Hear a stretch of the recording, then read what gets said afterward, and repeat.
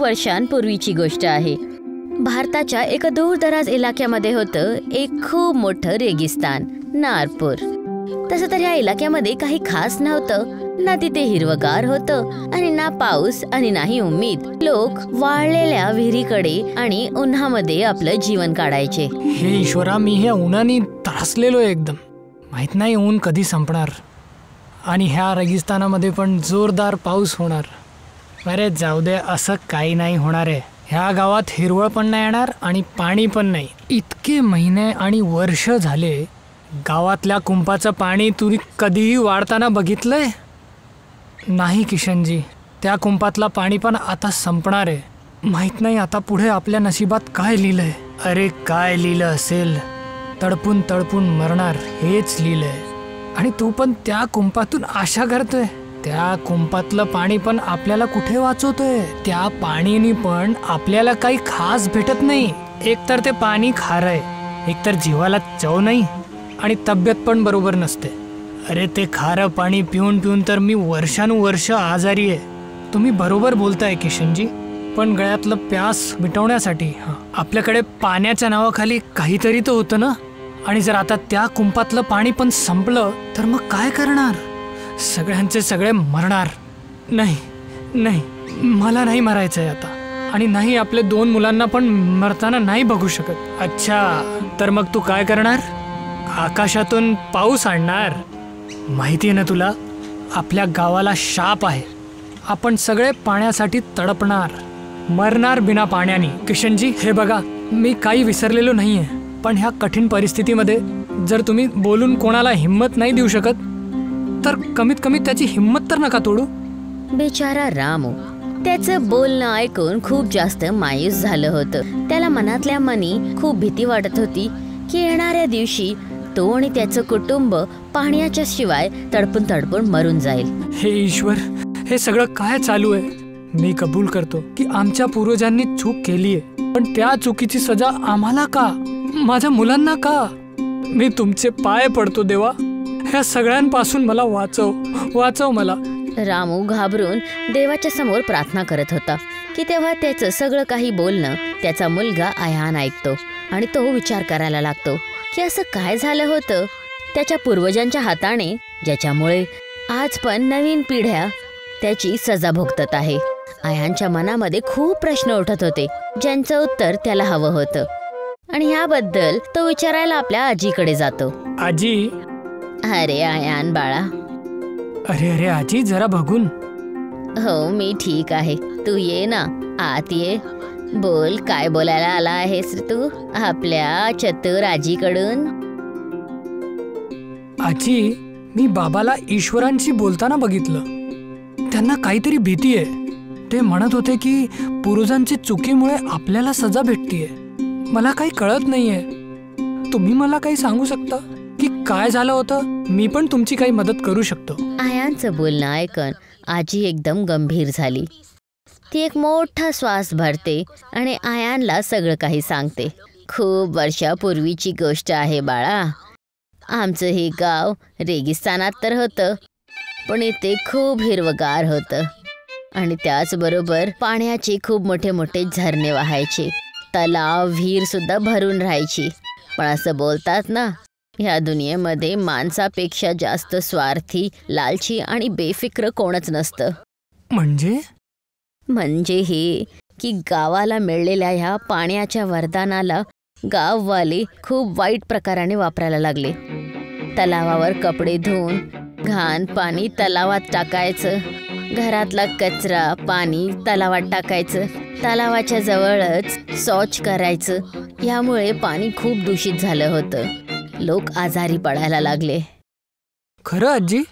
हो. तेव्हा ह्या गाववाल्यांनी आपली चूक सुधारण्याच्या ऐवजी देवासमोर जाऊन माहित नाही किती मन्नत मागितली, यज्ञ केले की हे सगळं ठीक करा, पण असं काहीच नाही झालं. एक दिवस मोठ्या यज्ञाच्या वेळेस एक जलपरी आली आणि तिने एक आकाशवाणी केली. तुम्हा लोकांना अजिबात लाज नाही वाटत? चूक करता पण सुधारायचं नाव नाही घेत? असं देवाच्या मागं हात जोडून गिडगिडल्याने काहीच नाही होणार आहे. तुम्ही सगळेजण कधीच नाही सुधारणार. म्हणून मी श्राप देते तुम्हा सर्वांना. की हे पूर्ण गाव पाण्यासाठी तडपून तडपून मरून जाईल. आणि अशा प्रकारे आम्ही ह्या श्रापमध्ये अडकलेलो आहोत. मग आजी, जर हे शाप आहे तर त्याच्यातून मुक्तीचा पण मार्ग असेल ना? होऊ शकतं बाळा, पण ह्या गाववाल्यांकडून ते पण नाही होत. त्यांना फक्त रडायला येतं आणि काहीच नाही. आजीचं बोलणं ऐकून आयान थोडा नाराज झाला, पण त्याने हे ठरवलं की तो आता पूर्ण गावाला ह्या श्रापापासून मुक्त करूनच राहील. त्याने ताबडतोब आपली खोज सुरुवात केली. त्याने शाप मुक्तीची मोठी मोठी पुस्तकं बाजारातून विकत घेतली आणि वाचायला लागला, पण त्याला काही मिळालं नाही. गाववाल्यांकडून त्याने बोलणं केलं, पण सगळेजण त्याची मदत करण्याच्या जागी देवाच्या भरोसे बसलेले होते. शेवटी आयान दमला. आजी खरं सांगत होती, ह्या गावातल्या लोकांना फक्त रडता येतं, कोणालाही परिस्थिती बदलायची काळजी नाहीये. तेव्हा अचानक आयानच्या मनामध्ये एक विचार आला आणि तो पळत पळत मंदिरच्या पंडितजीकडे जाऊन पोचला, जिथे त्याला समजलं की त्याला एक जल यज्ञ करावं लागेल. जलपरीला खुश करावं लागेल, तिचा विश्वास जिंकावा लागेल. तेव्हाच तो या गावाला पुन्हा हिरवगार आणि जलयुक्त बनवू शकेल. मला जलपरीशी बोलायचंय, त्यांचा विश्वास जिंकायचाय, तरच ह्या गावाला शापातून मुक्ती भेटणार आणि मी हे करून दाखवणार. पंडितजीद्वारा सांगितलेल्या मार्गाच्या अनुसार गावाच्या तलावाजवळ तो जाऊन पोचला. सगळे गाववाले आयानच्या मागं गपचूप बसलेले होते. आयानने तोच यज्ञ पुन्हा केला आणि त्याचबरोबर जलपरीची निशाणी नील रत्न त्या हवनकुंडेच्या समोर ठेवला आणि डोळे बंद करून मंत्र वाचायला सुरुवात केली. ओम जलदेवाय नमः, ओम जलदेवाय नमः, ओम जलदेवाय नमः. आयान मंत्र वाचत गेला तेव्हा त्याच्या आजूबाजूची लोक चक्र बनवून बसले आणि तेव्हा एका प्रकाशाचा द्वार उघडला, ज्यामधून एक जलपरी त्यातून बाहेर पडली. आयानने जसेच डोळे उघडले तो जलपरीला बघून मंत्रमुग्ध झाला. तू मला बोलवलास, बोल, मी तुझी काय मदत करू शकते? तुम्ही मला तुमचे दर्शन दिले ह्याच्यासाठी मी तुमचं खूप आभार मानतो. काही हरकत नाही बाळा. लोकांच्या बोलवल्याने त्यांच्याजवळ जाणे आणि त्यांची मदत करणं हे हा माझं कर्तव्य आहे. बोल ना, मी तुझी काय मदत करू? मी तुमच्याशी विनंती करतो, कृपा करून माझ्या गावाला हे शापातून मुक्त करा. आयानचं बोलणं ऐकून जलपरी क्रोधित झाली आणि ती त्याच्यावर ओरडली. काय काय बोललास तू? मी ह्या गावाला पाणीच्या श्रापापासून मुक्त करू? नाही, हे संभव नाहीये. ह्या गाववाल्यांना पाण्याची काहीच काळजी नाहीये. जे पाणी आपल्या जीवनाला समृद्ध करतं त्याचं त्यांनी अपमान केलंय, त्यामध्ये घाण कचरा टाकून. नाही, ह्या लोकांना मी कधीच माफ नाही करू शकणार. हे लोक तडपणार आहेत, खूप तडपणार आहेत. जलपरीचा क्रोध बघून सगळे गाववाले घाबरले आणि त्यांनी जलपरीकडून माफी मागायला सुरुवात केली. नाही, असं नका करू, नका करू असं. मी कबूल करतो की आमच्याकडनं चूक झाली आहे आणि आमच्यापैकी कोणीही मागची चूक परत नाही करणार. आम्ही वचन देतो, आम्ही पाण्याचा अपमान नाही करणार. आमच्यावर दया करा. गावातले लोक खरं बोलताय, ते परत ते चूक नाही करणार.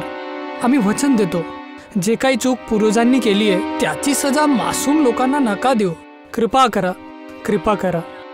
आयान आणि रामूच्यामुळे सगळे गाववाले सुद्धा एक एक करून जलपरीकडून माफी मागायला लागले. पूर्ण पूजा स्थळवर लोकांची आवाज ऐकू यायला लागली. आजारी झाल्यामुळेही लोक लगातार जलपरीकडून मदत मागत होते. त्यांची अशी दयनीय हालत बघून जलपरीचं मन भावुक झालं. थांबा. जलपरीचं बोलणं ऐकून सगळेजण अचानक शांत झाले. बाळा, तू बरोबर बोललास. पूर्वजांच्या चुकीची सजा या निष्पाप लोकांना देणं चुकीचं आहे. आता मला तुमची ही परिस्थिती बघवत नाहीये, म्हणून मला ह्या गावाला श्रापासून मुक्त करावंच लागेल. दे मला ते नीलरत्न दे. आयान जलपरीला नीलरत्न देतो. जलपरी तलावाच्या मधोमधी जाते आणि आपल्या दोन्ही हाताने नीलरत्न वरच्या जागी पकडते, डोळे बंद करते. माझ्या जल देवता, या संपूर्ण गावाला आपल्या चुकीचा एहसास झाला आहे, म्हणून मी या गावाला ह्या श्रापापासून मुक्त करते. तुम्ही आता ह्या गावावर आपली कृपा बनवून ठेवा. आणि जलपरीच्या डोळ्यातून अश्रूचा एक थेंब खाली पडतो, जो एका नवीन सूर्याच्या प्रकाशाबरोबर चमकताना आकाशात विलीन होतो. पूर्ण गाव शुद्ध पाणीने भरून जातं. चोहीकडे नवीन हिरवगार पसरतं. गाववाल्यांना भरपूर आनंद होतो.